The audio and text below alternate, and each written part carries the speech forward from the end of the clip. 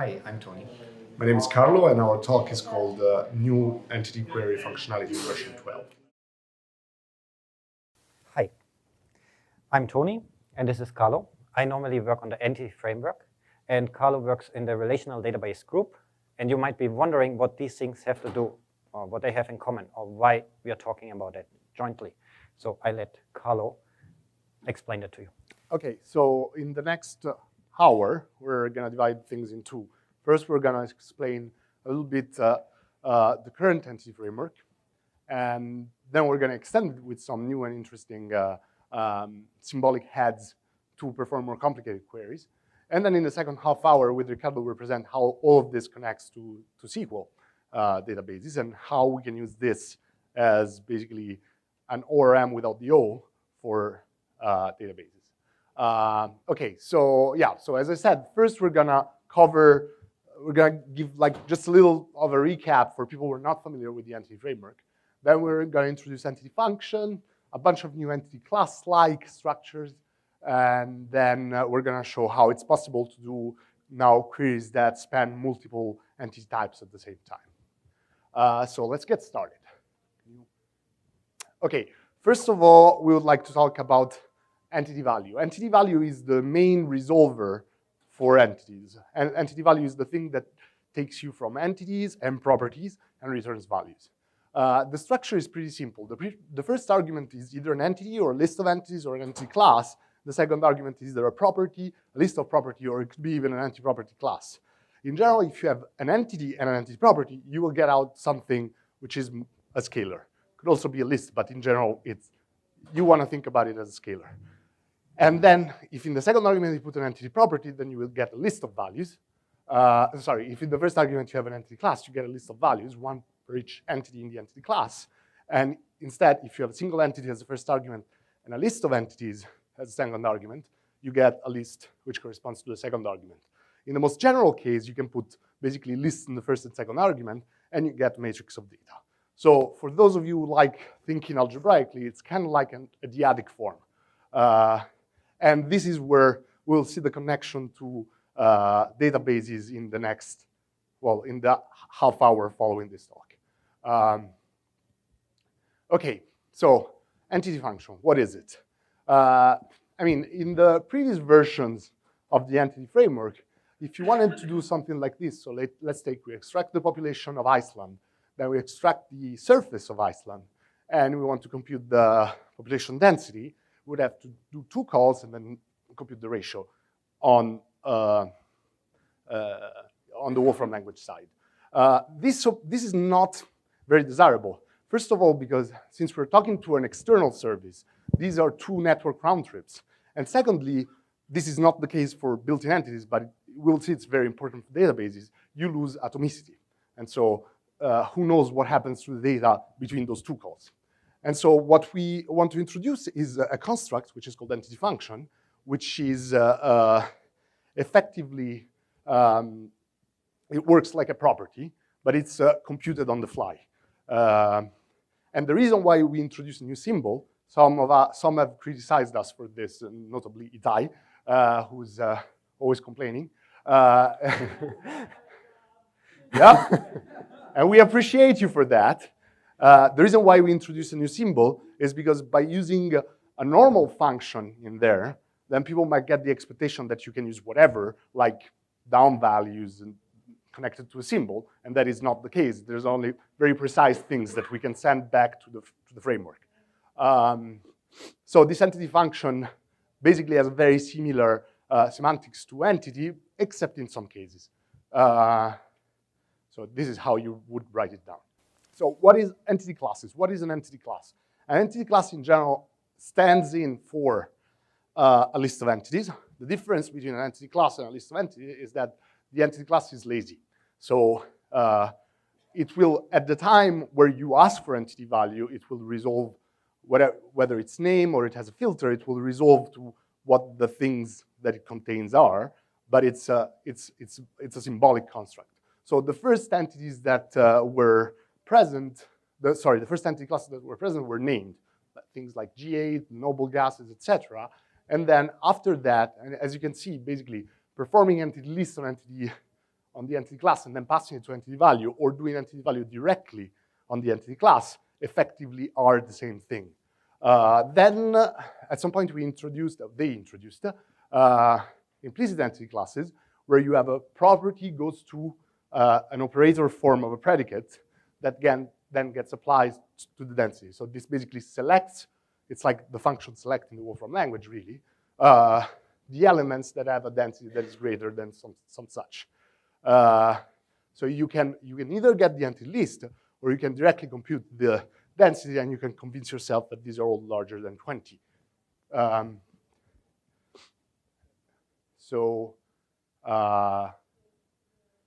Okay, so now I'm gonna let Toni speak for a little bit. Maybe I'll speak directly from here so I can code something if necessary. So we are introducing new ways to define entity classes. And why would you want to do that? For some simple reasons. For instance, in an implicitly defined entity class, the order of the entities is not defined. So in some cases, you might want to sort them by a certain value of a certain property. Or you might want to filter them. We could do that with implicitly defined entity classes, but it's limited because you can specify a predicate per property. Now you can do more. The more complicated features are aggregation and merging entity classes, but we'll get to that in a moment. And with these new features, you will see the real power of entity function. It is useful on its own, but in these functions, you will see why it's necessary. So first of all, a filtered entity class. You have seen that one before. Yeah, we were looking for elements with a certain density greater than a certain value. And this one is a new way of writing it. Yeah.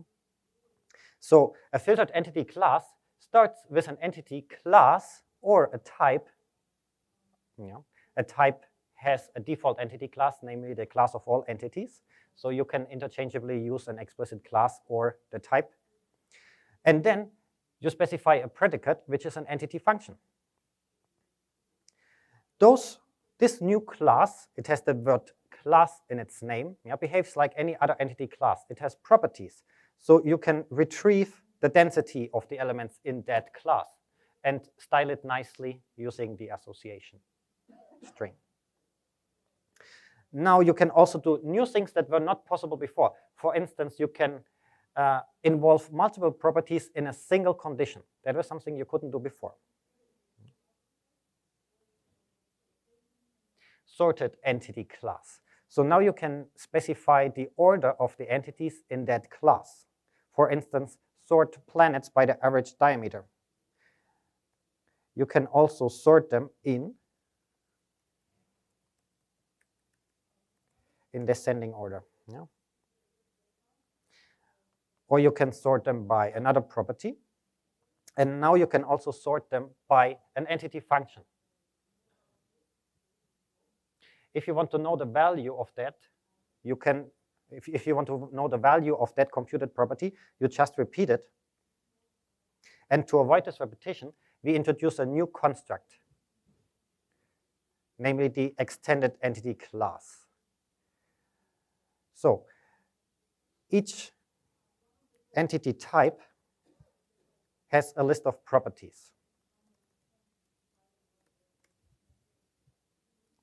And you can introduce new properties for a given entity type or an entity class by extending it with a new property. In this case, I introduce a computed property using an entity function and call it ratio. And then I retrieve that property for all the entities in that class. I can use that property in a list of properties like all the other properties. So it behaves exactly the same. And now I can rewrite the previous example without any repetition. So first I add the new property to the planet, to the list of all planets. Then I sort it by that property and then I retrieve it. Yeah? So that cleans up the code to specify such an ordered and extended entity class. And with that example, you can see how those new constructs can nest. Now we're getting to a more complicated feature. Aggregation. What does aggregation mean? Consider you have a long list of values and you want to reduce it to a single value, say taking the total or the mean. You can do that in Mathematica, but depending on the back end, this operation can be done, say, on the database. So you don't have to retrieve all of the data, but just a single number. And in this case, we start with a list of all countries, and we want to get the total population of all the countries. Yeah? We give the result a name, total population, and then we retrieve that. You see that this one is in a list, and you might be wondering why. So the general idea of aggregation is you start with a list of things, in our case entities, and then you group those things by a certain condition. And then you aggregate over this list of groups. And that's why in general you have a list here. In this case, we didn't group at all, so we have just one big group. In this case, we want to group the countries first by a certain predicate, in this case, the number of official languages, and then apply the aggregate function to each of those groups. So we get a list of results. And to demonstrate again that we can nest those things, we can sort the result. Yeah. And with that, I'm giving back to Carlo. Okay. Now, one thing that I think is really cool and really powerful is the fact that in general, in the entity framework, since the references to the other types or to yourself are returned as entities or list of entities or entity classes, that means that in general, you can chain this sub-value application of entity value. What this means is that we take all the countries, and then we extract the capital city from each country, and then we extract the population of that capital city, and then we ask for, basically, in this case, we're filtering, and we're getting all the cities that have a population that is larger than 10 million. So we're getting all the countries. So as you can see, this is the first minimal example of a query that is actually spanning two types, because the country type has no knowledge of the property of its capital. This is something that, as we will see in the next talk, is an extremely powerful idiom for performing queries on databases, because if you were to write SQL by hand, this would require either a subquery or a join. So instead, this is a very compact and easy to read representation. So on the other hand, sometimes sometimes you might need to do some more complicated things. So in this case, let me go from the inside out and explain what this is doing. So merged entity class is a construct that takes two entity types and merges them at the property level. So what you get out is a new type which has both the properties of the first type, in this case isotope, and the property of the second type, that is element. In a way, if you are familiar with the Wolfram language function join across, this is exactly equivalent. It's actually a little bit more powerful.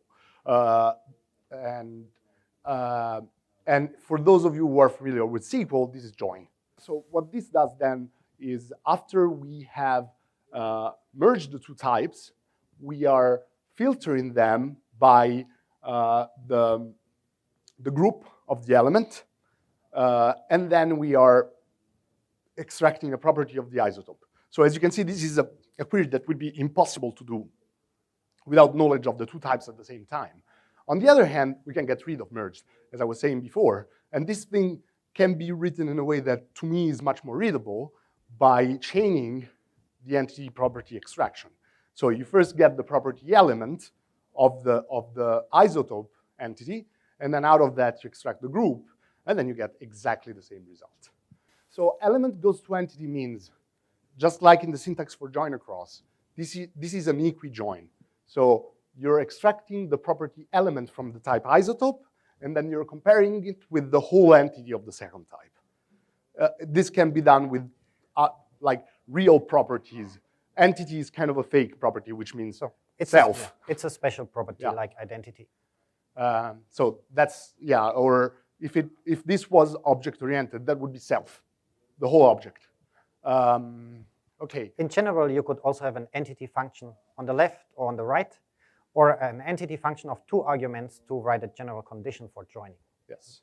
So for example, you could be asking, I want the merged entity class of person with person itself and get all the people that are younger than one person. Then you get a huge merged entity class. One thing to remember is that basically the merged entity class will not necessarily have the same cardinality of either of the two. I'm going to repeat the question. The question is, will the merge be repeated when you extract things? So one thing to understand is that if you take merged entity class and you copy paste it in another cell and you evaluate that, nothing happens. This is fully symbolic. So only when you do entity value or sub-value extraction, then the thing is computed. And that means that in general, if you have one merged entity class, even if you're extracting 15 properties, only once the merge operation will be performed. And that also is highly dependent on the backend. So different backends will optimize things like this in completely different ways. For example, this will get translated to a join in SQL, and then they have all sorts of smart ways of optimizing this and not perform the full outer product and then filter, for example. That's an excellent question. I'm going to repeat again. Why do we need all these different heads to do these things? And this was an idea we toyed with. So can we have something which is like an entity class that then will take another, let's say, another argument that says perform a merge, perform a filter, perform something like that? And the reason we decided to go with different heads is that in the end, the kind of operations you can perform are 5 or 6. And this makes it much more easily discoverable and documentable. So putting an arbitrary third argument would have meant that then you can do only these 6 operations. And people would have tried to put all sorts of symbols in there. So the orange box you can get either from the entity properties, or if you type entity property, in that case, element group, and evaluate it, that's just the boxes. You evaluate an entity property, then it's just formatting. This is really, it's not the result, it's just formatting. Yeah. This is just, so I don't know if you've seen, there are many cases in which in the Wolfram language you have something, even plot looks like something fancy, but if you do input form, that's just a graphics construct. That's exactly the same. This is just make boxes code, not to make your code look so this yellow box is still an entity property. Yeah. Okay. What else? I think this example is done. Yes. Okay. So, in what we want to show with this? What we want to show is that we have greatly extended the entity query language, and this is allows us to do things that were not possible before, namely perform queries that can span multiple domains, and you can ask questions that were not possible before about the data. And this will allow us to do extremely powerful things on external SQL databases. So stay tuned for the next half hour. There are still challenges that we are facing. So if you have been to Toni's talk about Sparkle, so some pure Sparkle queries are supported on entities, but what we would like to do next is to integrate Sparkle more tightly, and in order to be able to perform Sparkle-like hierarchical recursive queries also on other backends like the built-in entities and SQL. So I guess that with that we can conclude, unless you have something else to add. We thank you, and we're open to questions.